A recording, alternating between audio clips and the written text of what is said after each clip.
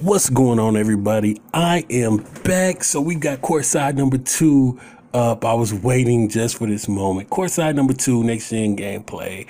This is blog number 2. Let's jump into this. First thing I want to talk about is movement and contact. Let's see what they got. Let's go. It says next gen movement. There's nothing more exciting for a developer than the arrival of new consoles. Okay, I don't want to read all of this. So let's see. Because we need the movement to be great. The videos are still loading up. So what I'll do is, let's see if I can put this video somewhere else. See if I can open up this thing.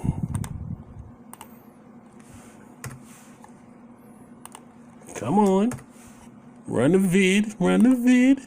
Anyway, the dribbler, says the dribbler was rebuilt from the ground up. They keep saying it's ground up stuff.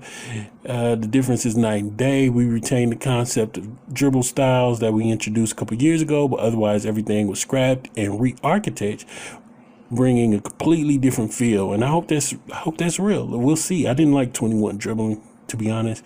The aspect of dribble movement that excites me the most is the predictability and consistency of it. It's much easier to go exactly where you want on the floor. I like that. And in a manner that you'd expect to get there. No unwanted turns, or having your player face the wrong way. No bursting up to speed or failed cuts. It just works. We'll see about that burst of speed.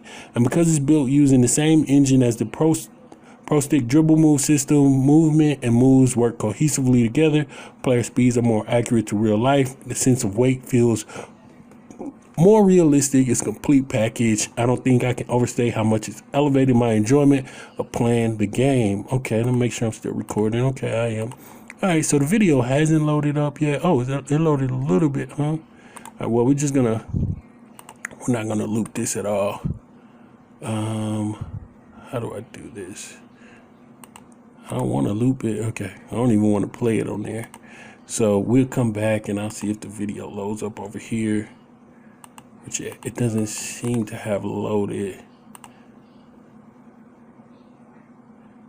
See if I can save this video real quick. Go to downloads. All right, we'll try to save it over there. All right, so anyway, let's keep moving. Where was it? All right, defense. All right, so they're talking about defense this time. Defense and off ball, all non-dribbling movement from on-ball defense to off-ball defense is run by our motion engine, which is in its 3rd year of development. Okay, we'll see. Let's go over here. Unique contextual motion assets for various basketball situations. Transition stops, leak out, guard break, anchor space perimeter, bringing awareness to the look of the players on the floor and give them more life. Okay, this sounds good. We'll see. Improve pathing, cuts, and stops make defenders feel more grounded and fix a lot of the sliding from previous generation. Overall improvement to the motion, stability, and response. In other words, we smooth out the twitchiness and players can move more accurately and follow exactly what you're doing on the sticks. I like that because I don't know if you guys notice it. Most of you, if you play like park and stuff, you might not notice it. But if you play NBA, you will notice like sometimes the movement can be so abrupt, like out of nowhere, do a 90-degree turn out of nowhere. But anyway, updated player size detection logic and greater emphasis on player differentiation. Bigs move like bigs, guards move like guards. This includes a lot of new animation content to support the signature motion styles. This isn't the first time they've tried to get the bigs to move like bigs and guards to move like guards. I think in 2K20, it kind of seemed like, even before 2K20, like some of the, I don't know what year they started it. Maybe they started back in 2K18 and 2K19, but the bigs just got slower animations. That's what it seemed like. I was playing 2K20 maybe last week or whatever, and there was a big bringing the ball down court, Wendell Carter, I believe, on Chicago Bulls, and I was like, why is his dribble motion slower than everybody else? It looked like the same dribble motion as a guard would have, just a regular dribble down the court, but it was slower, and he was actually running. So it was weird because the ball was moving to his hand slower and everything. But we'll see if bigs move like bigs and guards move like guards. It says left stick taps allow you to play quick steps, which are really helpful when you need to make subtle adjustments to your defensive position. I love to see that. I don't know why these videos are not playing, because they're loaded up, but they're not playing. So let me take this off loop. What I'll do is I'll get rid of this one and come back. Let me see. Let me copy this video location, and then get that one over there and try to save it. See if I can save this video. This is the foot planting video, so we're gonna try to get these videos going. But anyway, okay, so this one is the foot planting. The first video was defense, and foot planting says sliding in basketball is no good, but it's something we've had to live with in the past because of limitations of the technology. Happy to say that the next gen version of NBA 2K21 takes a huge leap in that department. So they're not saying it's completely gone, but it says it takes a huge leap. Our engineers rewrote our foot planting tech from scratch, and it led to one of the most striking visual improvements when you compare next gen to previous generations. Players can now take procedural steps instead of sliding their feet when they need to make micro adjustments. I love seeing proper footwork as players are making hard cuts, accelerating, stopping, even just standing and making subtle movements in place. It brings 2K hoops one more step. See what I did there? Closer to real life. All right, lay off the jokes. Lay off the jokes. All right, we'll be the judge of if it's working out. Okay, we'll be the judge of that. All right, so we got the foot planting. What is this one? This one is going to be body ups. Let me take that off a loop. And then copy this address, copy video location. Let me see if I can get this video too. And we're going to talk about that in just a second. Let me see. So we're going to get that. We're going to get this going. All right, so some of these videos should be done in a second.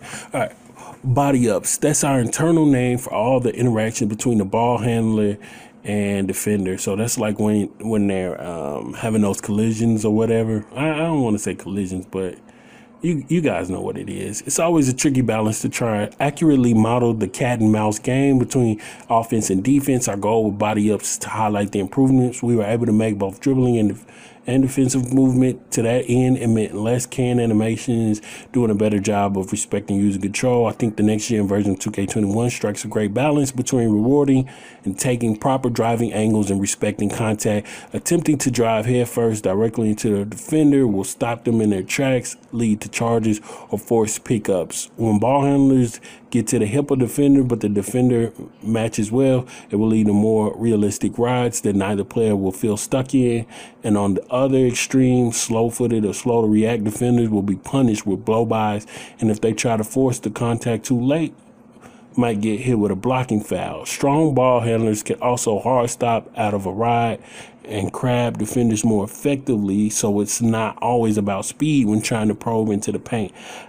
The logic for the types of resolutions that play out, it's much more robust and takes into account every little detail you can think of. The end result is a better one-on-one game that more accurately mirrors the real NBA. Okay, we're gonna see about that. I like that though. I like that. I wish I could see the video right now. I'm not sure why I can't, but that's okay. Take this one off. Oops, take this one off loop. All right. Off-ball contact. Let me see what else they got. All right, they got a lot of stuff. Off-ball contact. Say, just like with the body ups, we wanted to translate those same principles off ball. The motion team completely reworked the off ball contact system, which now features everything from let throughs, incidental contact, to hard collisions. There's a great freedom of movement when you're working away from the ball, but also realistic contact when it's called for.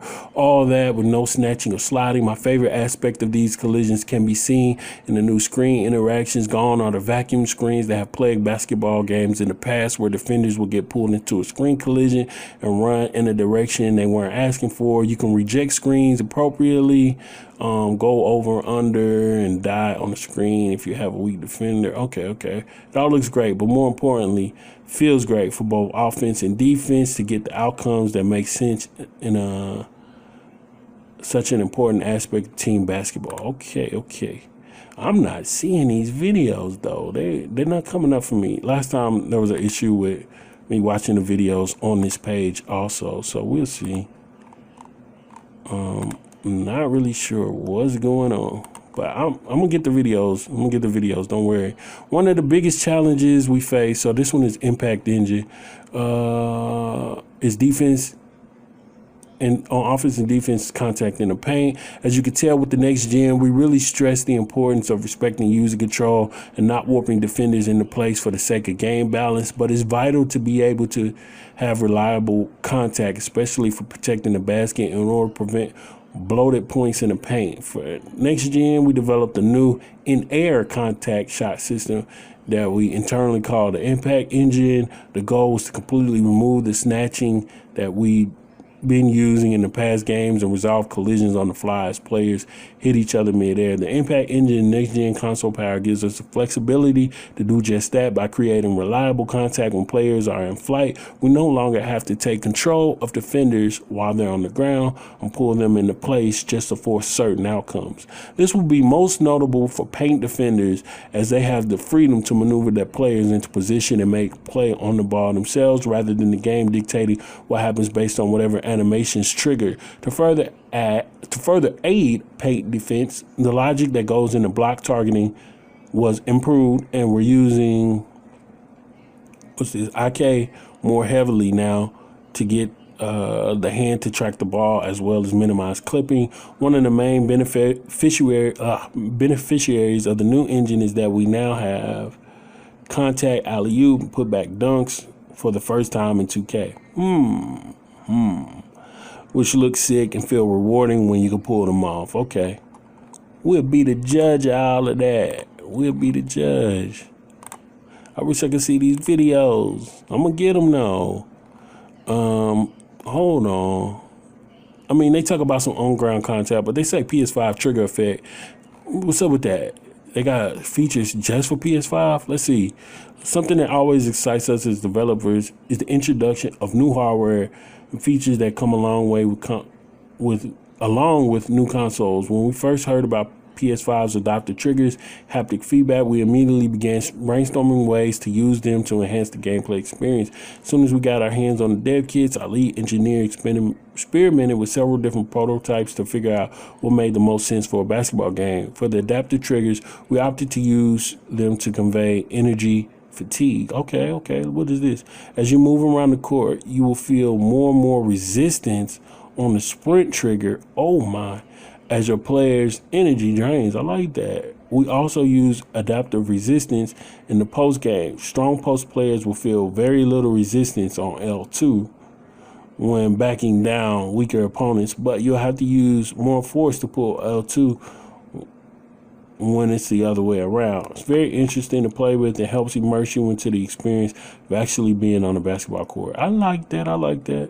All right, as for haptic feedback, we use it to accentuate our various collision systems, box out, body ups, off ball, blah, blah, blah. Basically, any situation where players make significant contact will vibrate the controller at various intensities depending on the strength of the players and severity of impact. It's so dope to feel the difference in your hands between grazing bump and a hard hit. It's also a great reinforcement tool to understand when you're making players work too hard on the court, which could hit their energy, stamina levels, and potentially cause wear and tear on their bodies with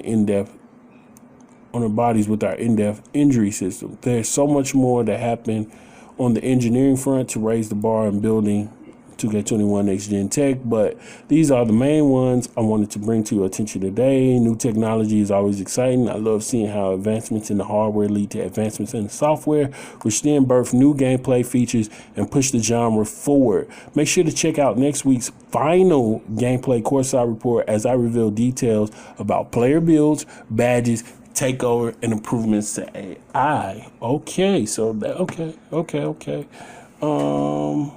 So that's gonna be the last. That is absolutely the last one next week. Okay. I didn't see anything about my league, but okay. Everything looks good in this. I thought they were just going to talk more general terms of tech, but this was all around movement and stuff like that. I like that. So I'm going to go ahead and post this video. You guys hit me with the feedback. Let me know what you think.